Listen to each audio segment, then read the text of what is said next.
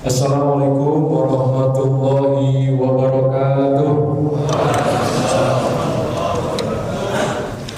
Alhamdulillahirabbil alamin. Nahmaduhu wa nasta'inuhu wa nastaghfiruh wa na'udzu billahi min shururi anfusina wa min sayyiati a'malina. May yahdihillahu fala mudilla lahu wa may yudlil falan tajida lahu waliyyan mursyida.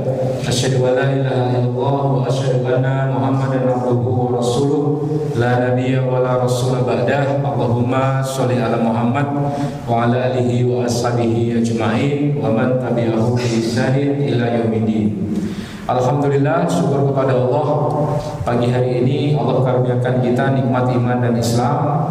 Pagi hari ini Allah karuniakan kita nikmat sehat dan sempat, sehingga kita bisa hadir di Masjid Ar-Rahmah ini dalam kondisi semangat untuk thalabul ilmi, menambah pengetahuan, menambah keimanan, menambah ketakwaan, dalam kondisi semangat mencoba untuk menambah ilmu kita sebagai bekal menuju akhirat, sebuah perjumpaan dengan Allah Subhanahu wa taala, di mana di hari itu yauma la yanfa'u malun wala banun illa man atallaha biqalbin salim.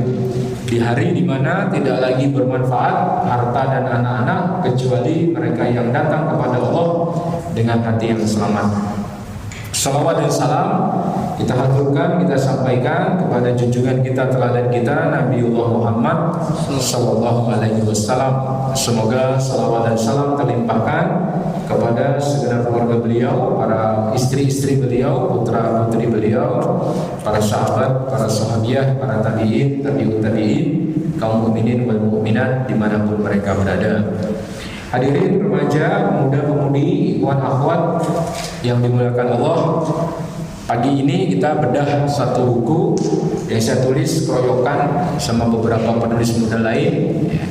Awalnya saya diajak sama Mas Laude Munafar, penggagas gerakan Indonesia Tanpa Pacaran. Beliau tinggal di Jogja, beliau punya penerbit Gaul Fresh. Awalnya perjumpaannya karena kita ngisi bareng di salah satu kampus di Solo, kemudian ngobrol, kenalan. Akhirnya kemudian ditawari, Ustaz, saya ada niat bikin buku kayak gini, Ustaz mau ikut nulis nggak?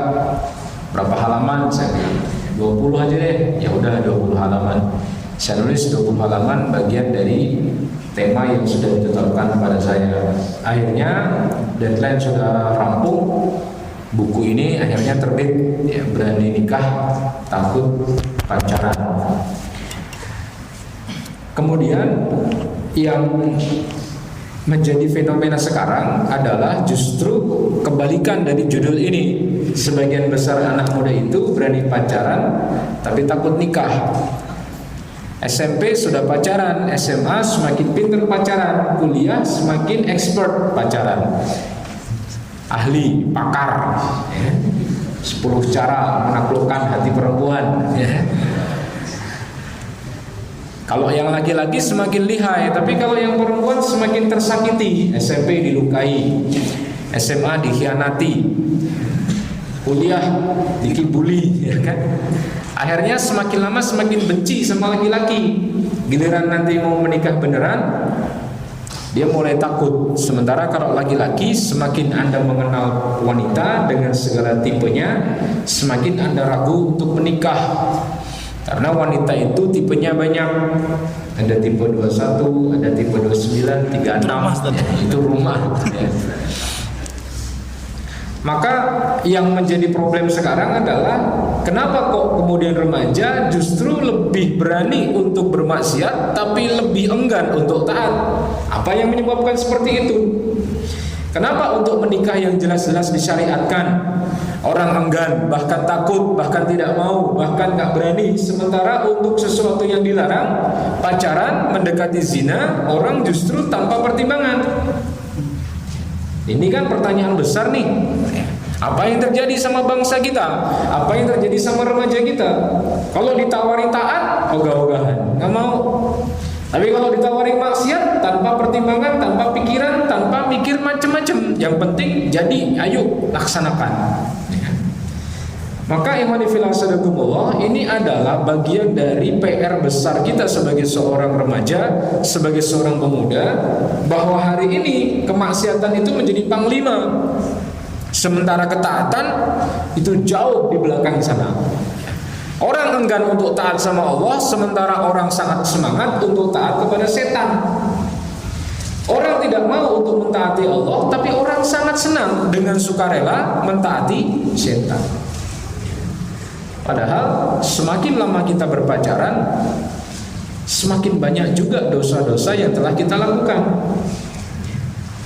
Makanya di sini saya tulis beberapa hal-hal yang membuat seseorang itu memiliki pengalaman-pengalaman buruk ketika pacaran. Pacaran itu adalah mengelola cinta yang belum pada saatnya. Beberapa penulis bahkan mengidentikan atau mengibaratkan pacaran dan pernikahan itu seperti mencicipi sup, yang satu belum matang, yang satu sudah matang. Ukti yang di belakang sana, para ummahat, kalau misalnya para akhwat, kalau misalnya bikin supnya belum matang, sup ayam belum matang, rasanya gimana? Itu kuahnya nggak bisa dirasain, mas. Kamu masak apa? Sop ayam, boleh aku cicipi? Boleh. Belum matang, ngambil kuahnya saja. Ini beneran sup. Kok rasanya kayak kobokan?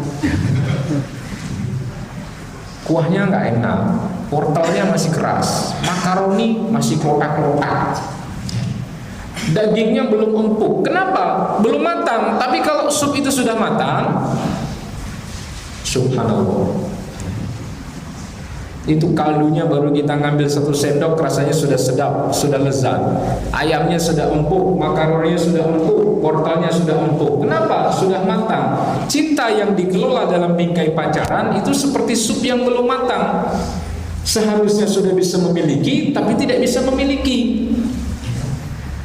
Masing-masing masih labil, padahal ujian cinta itu banyak, berat.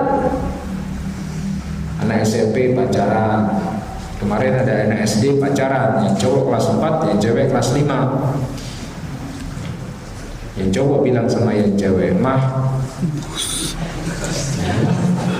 papa main kelereng dulu ya."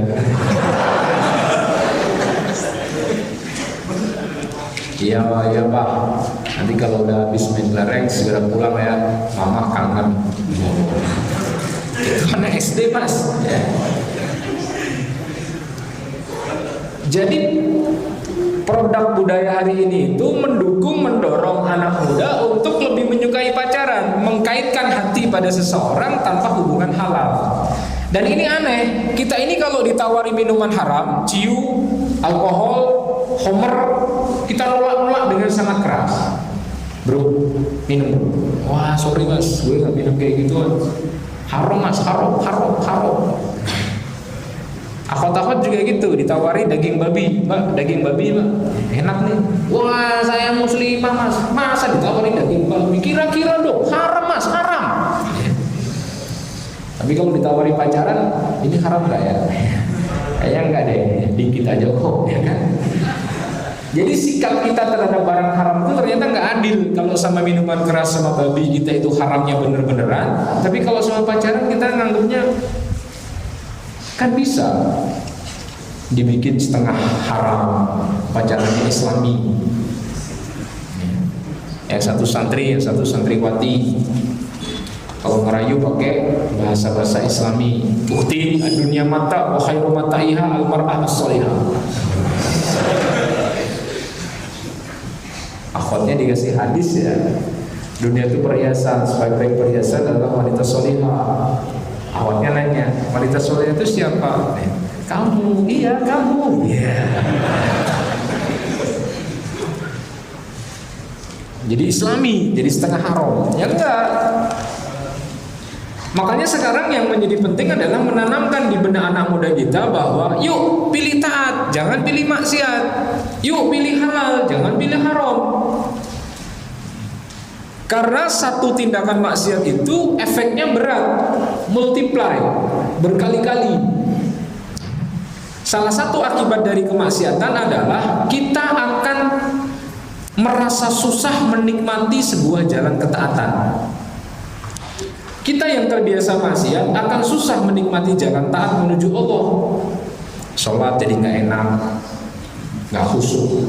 Baca Quran jadi nggak lama. Sholat, zikir, baca Quran, pergi ke masjid jadi berat. Itu efek dari kemaksiatan yang kita kerjakan. Maka kalau misalnya kalian mencari seorang muslimah solihah untuk dipacari, insya Allah tidak ada. Karena kalau yang solihah itu pasti tidak pacaran. Yang dipacarin kayak apa mas? Yang hafal 30 juz, yang hafal hadis arba'in, yang kalau makhorijul huruf kho itu bisa kho. Susah. Mbak-mbak juga gitu. Kalau seandainya mencari ikhwan solih untuk dipacari, insya Allah nggak bakalan ketemu. Nah terus gimana Ustadz? Kalau hari ini kita terjebak pada sebuah hubungan bukan pernikahan tapi hubungan saling memiliki. Misalnya kasus-kasus yang sekarang nongol, kasus kakak adik. Bukan kakaknya, bukan adiknya, tapi diklaim ya, deklarasi kakak adik 2019 ya. Kalau cakep dianggap adik, giliran adik kandung nggak cakep nggak diakui ya. Ini kan repot. Kalau pas ketemu di masjid kayak gini nggak nyapa, hijab bukti, hijab. Tapi kalau di Instagram, Assalamualaikum bukti, apa kabar? Sehat selalu ya, iya, ya kan? Jadi luntur di Instagram. Maka pacaran itu maksiat, dan kemaksiatan itu akan menimbulkan ma'isatan dongka, kata Allah. Waman a'rada an dzikri fa inna lahu ma'isatan dongka. Barang siapa yang berpaling dari peringatanku, maka baginya kehidupan yang sempit. Wa nahsyuruhu yaumal qiyamati a'ma. Dan nanti di akhirat dia dibangkitkan dalam kondisi buta. Wa qala ya rabbi lima khasartani a'ma. Ya Allah, kenapa kok kami dibangkitkan dalam kondisi buta? Karena dulu kalian di dunia mengabaikan ayat-ayat kami, maka di akhirat kalian akan diabaikan. Banyak yang sudah tahu pacaran itu maksiat, tapi nekat. Mau gimana lagi? Padahal sebenarnya kita sudah kasih satu alternatif. Sudahlah, nggak usah pacaran. Terus gimana Ustadz kalau kita pengen cari istri? Banyak sudah contohnya. Ada seorang sahabat Salman Al-Farisi, ketika dia sedang berjalan ketemu sama seorang muslimah. Tertarik dia sama muslimah itu. Diikuti sampai ke rumahnya. Setelah sampai di rumahnya,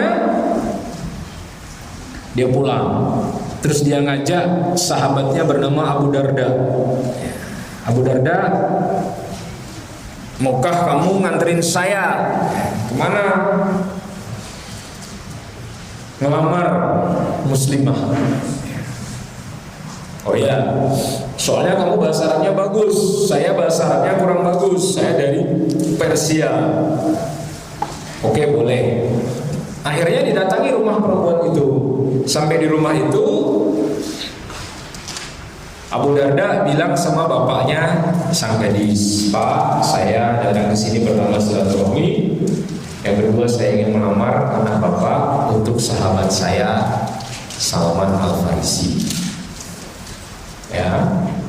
Terus bapaknya menjawab, Mas, karena ini yang dilamar anak saya, biar anak saya yang jawab.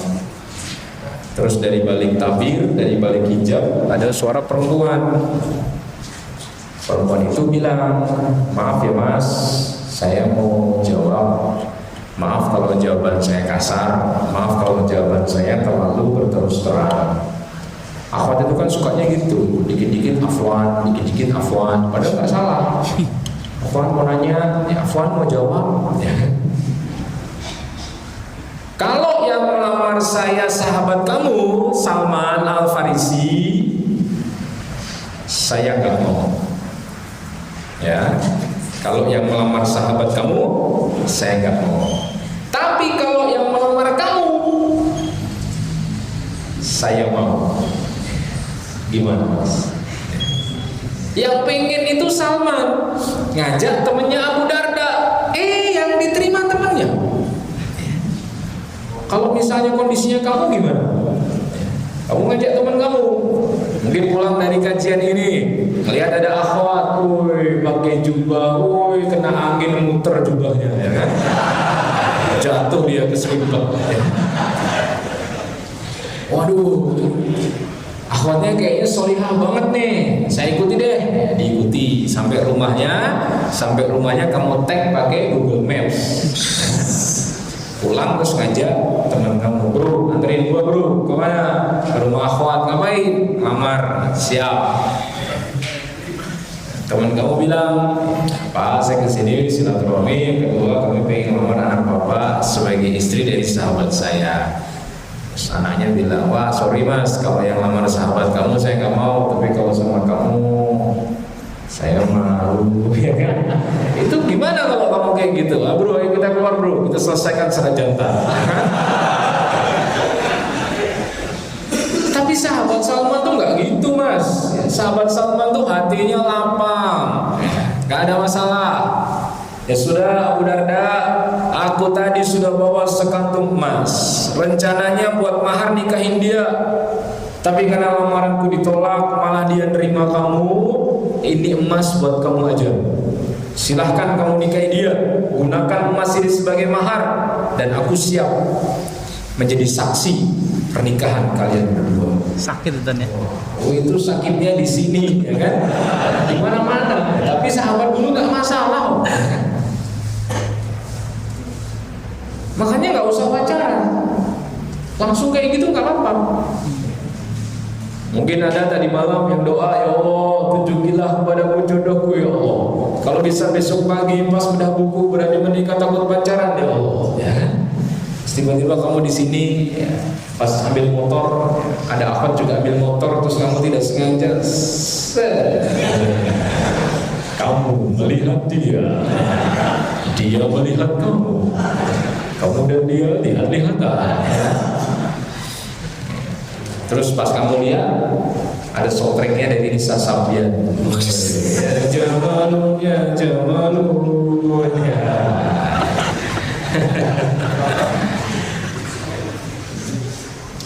Maka harus dikuatkan tekad untuk taat. Dan jangan sampai Anda menjomblo bukan karena alasan taat, tapi karena alasan nggak ada yang mau diajak pacaran. Kenapa mas jomblo? Nggak ada yang mau mas. Itu beda niat. Dengan kenapa jomblo? Oh, saya lebih memilih cintanya Allah pak. Keren. Banyak pak yang ngajak saya pacaran, tapi saya nggak mau. Maaf ya pak. Bukan berarti mbak itu nggak cantik, enggak. Bukan berarti mbak menarik, bukan. Siapa sih yang mau sama mbak? Semuanya mau. Cuma saya nggak mau pacaran mbak, sorry. Sekarang ini akhwat itu nggak kayak zaman dulu mas, malu-malu. Akhwat sekarang agresif. Akhwat nge-follow ikhwan itu udah biasa sekarang. Ikhwannya posting, naik gunung.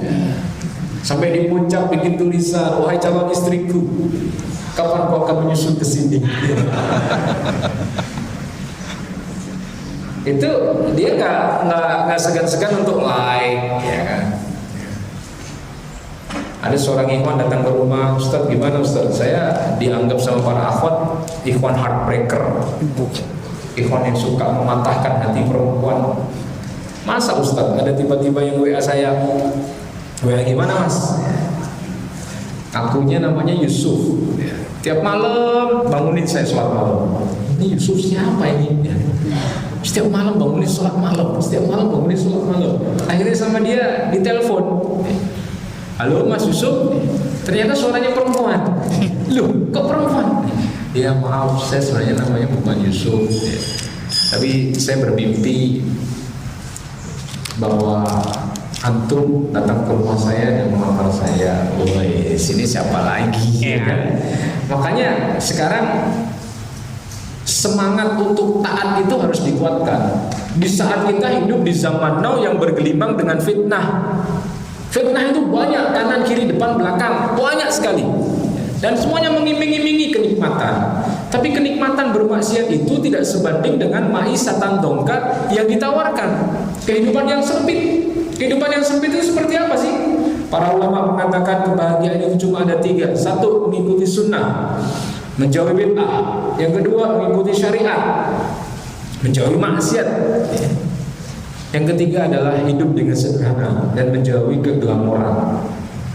Maka orang bisa saja kena maisatan dongka. Coba Anda bayangkan kalau seandainya dia hobi pacaran. Dari mulai SD, SMP, SMA, S1, S2, S3 pacaran. Berapa banyak mantan yang dia kumpulkan? Dia hidup di bawah bayang-bayang mantan. Nanti ketika menikah beneran, susah baginya untuk menghilangkan bayangan mantan-mantannya ini. SD putus gara-gara ada pengamen. Pas pacaran gak bawa duit, bertengkar. Kamu gimana sih pacaran gak bawa duit? Putus, oke, putus. Setiap kali lihat pengamen, keinget mantan SD. Gitu terus hidupnya, gak enak. Tapi Masya Allah, kalau seandainya kita bawa diri kita taat, tidak kita bawa diri kita kepada maksiat, sudah nggak usah pacaran, bismillah. Kalau memang sudah punya niatan untuk menikah, cari perempuan yang baik agamanya, yang baik akhlaknya, yang baik taatnya sama Allah, yang menjaga diri. Barang siapa yang menjaga dirinya, maka Allah akan jaga dia. Dan Allah akan pertemukan orang-orang yang menjaga dirinya dengan orang-orang yang menjaga diri terhadap iman dan takwanya. Maka jangan khawatir, masing-masing kita sudah dijodohkan oleh Allah. Kita tinggal menentukan cara menjemputnya dengan apa. Apakah dengan halal ataukah dengan haram. Maka hati-hati buat ikhwan-ikhwan yang dikasih amanah Allah berupa wajah yang ganteng. Jangan gunakan kegantengan kamu untuk mem-PHP akhwat. Dan hati-hati dengan mbak-mbak yang hari ini dikasih amanah Allah berupa wajah yang cantik. Jangan gunakan kecantikanmu untuk menggoda laki-laki. Ada seorang wanita di zaman tabi'in ngomong sama suaminya, "Wahai suamiku, kira-kira ada nggak laki-laki di kota Madinah ini yang nggak tertarik sama wajahku?" Suaminya bilang, "Ada." "Siapa?" "Dia seorang imam dan syekh di Masjid Nabawi." "Masa sih? Kalau kamu nggak percaya, silahkan kamu goda dia." Istrinya pergi pakai cadar ke masjid menghampiri syekh tadi. Kemudian dia bilang, "Syekh, bolehkah saya berbicara dengan Anda berdua saja?" Syekhnya bilang, "Kalau berdua saja tidak bisa. Paling kita boleh di ujung sana, tapi jamaah masih bisa lihat kita." Akhirnya betul syekhnya itu ditemui. Kemudian mendadak akhwat tadi buka cadarnya, set dibuka, wajahnya cantik kelihatan. Terus kemudian wanita ini bilang, "Wahai syekh, apakah Anda tidak tertarik dengan wajahku? Apakah Anda tidak kepingin berzina denganku?" Lalu syekh itu bilang, "Wahai muslimah yang dirahmati Allah, kalau seandainya saya tertarik dengan wajahmu, kemudian saya berzina denganmu, kemudian aku mati, kemudian kita berdua diseret di neraka jahanam, apakah kamu akan tetap berzina denganku?" Diam. "Kalau setelah ini saya tertarik denganmu, kemudian saya tidur sama kamu, kemudian setelah itu kita mati berdua, dilemparkan ke api yang menyala-nyala, apakah kamu masih tertarik berzina denganku?" Diam. Sampai 3 kali, diam. Akhirnya wanita ini pulang ke rumah, dipakainya cadarnya, ketemu sama suaminya, semua riasan wajahnya dihapus. Suaminya kaget, "Kenapa? Kok kamu jadi seperti ini? Bukankah sebelumnya kamu menantang-nantang siapa laki-laki yang tidak tertarik dengan wajah saya di kota ini?" Lalu perempuan itu mengatakan, "Sungguh suamiku, kita berdua adalah 2 orang yang fasik, 2 orang yang gemar melakukan dosa." Maka jadilah seperti syekh tadi, laki-laki yang tidak bergeming. Maka Sayyid bin Musayyib, seorang ulama tabi'in, berdoa kepada Allah di usianya yang ke-85. Mas, usianya 85. Bukan 58, bukan 28, bukan 25, 85. Dia doa sama Allah, mata kanannya buta, mata kirinya rabun. Dia doa sama Allah, "Ya Allah, jadikanlah mataku yang kiri yang rabun ini kalau melihat wanita seperti aku melihat tembok." Maksudnya keinginan beliau untuk berlindung kepada Allah dari godaan wanita itu luar biasa. Nah, kita ini imannya tipis-tipis kayak kulit bawang. Baru ada ukti kasih salam di WA saja kita sudah bingung. ASS, wassalamualaikum warahmatullahi wabarakatuh. Ada yang bisa dibantu ukti, mungkin ada pertanyaan, mungkin saya bisa jawab. Sudah bingung. Makanya yuk kita bawa diri kita kepada jalan taat, jangan dibawa kepada jalan maksiat. Karena orang yang bermaksiat baginya dia akan kena ma'isatan dongka, kehidupan yang sempit. Wallahu a'lam. Sekarang orang yang suka berzina, gonta-ganti pacar. Maaf, pacaran anak muda zaman sekarang sudah berlebihan. Mereka bisa kena penyakit-penyakit menular seksual. Ada kolega saya, adik kelas SMA, jadi dokter spesialis penyakit dalam, kaget dapat pasien seorang anak muda umurnya 30 tahun tapi sudah kena AIDS. Tampangnya alim, jenggotan, jidat hitam. Saya bukan berarti mendiskreditkan teman-teman yang berpenampilan seperti itu, tapi pasien dia itu penampilannya alim. Kalau kita lihat, Masya Allah, nggak mungkin lah. Tapi ternyata beliau kena AIDS gara-gara kebiasaan beliau gonta-ganti pasangan. Na'udzubillahi min dzalik. Makanya berlindunglah kepada Allah dari ketidakbisaan kita mengelola iman dan nafsu kita. Maka masyarakat kita ini perlu kita luruskan. Kadang bapak-bapak, ibu-ibu, mereka mempermudah jalan kemaksiatan tapi mempersempit jalan ketaatan. Loh kok gitu Ustaz? Kalau anaknya itu pacaran dikasih fasilitas, tapi kalau anaknya pengen menikah dihalang-halangi. Kemarin saya ada teman ngejak, saya ajak kajian, cerita punya anak SMA, SMK tepatnya, sekolah menengah kejuruan. Sejak kelas 1 sudah ngomong sama abinya, Bi, saya pengen nikah muda, nanti lulus SMK saya pengen langsung nikah. Cewek padahal, nggak pengen kuliah, nggak. Akhirnya ini udah kelas 3 bulan lagi, 4 bulan lagi, 6 bulan lagi udah ujian, sudah lulus wisuda. Dia bilang sama abinya, Bi, aku udah punya calon. Ya bukan ustadz sih, tapi insya Allah hafalannya lebih banyak daripada aku. Nanti habis wisuda, tolong abi nikahkan saya. Alhamdulillah teman saya semangatnya bagus.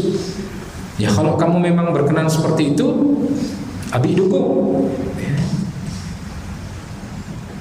Menyegerakan menikah, tapi tidak tergesa-gesa dalam pernikahan. Yang tidak diperbolehkan itu tergesa-gesa. Tapi kalau menyegerakan nggak apa-apa, asalkan masing-masing memiliki persiapan. Makanya monggo para hadirin, remaja putra putri hari ini cek pada diri masing-masing. Anda dalam posisi apa dalam pernikahan itu? Ada di antara Anda yang posisinya sudah wajib harus menikah nih. Kalau nggak menikah bahaya. Misal, mohon maaf, kalau lihat perempuan sudah deg-degan. Tadi kesini kan banyak akhwat-akhwat jalan pakai jilbab lebar. Ada yang pakai jilbab ala-ala sinetron Islami. Ada yang pakai jilbab ala-ala hijaber. Tarik kainnya, lilitkan ke kepala Anda. 5 kilo, kain di kepalanya 5 kilo, ya kan? Habis pakai jilbab, ya lehernya sakit semua. Kalau misalnya kalian ikhwan lihat akhwat kayak gitu sudah deg-degan, bingung, jangankan lihat akhwat, lihat kerudung dijemur saja deg-degan.